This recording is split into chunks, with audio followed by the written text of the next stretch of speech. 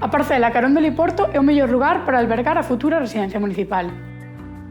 Como sabedes, este espazo integra todos os servicios esenciais, tanto sanitarios, sociais, ocupacionais como a de ocio, cumprindo así ca normativa máis moderna relativa a esta cuestión. Doutra banda, é de sentido común evitar pagar a Endesa arredor de 200.000 euros polo espazo do Hospitalillo. A Covid-19 destapou o drama que se vivía en moitas residencias privadas. Alí, as persoas usuarias sobrevivían indefensas, descoidadas e en situacións de precariedade. Por iso, a titularidade e a xestión pública da residencia é a única opción viable. Tamén sería adecuada a creación dunha comisión cidadá, que man a man co Concello se ocupe da súa promoción e de elixir un organismo municipal que a xestione.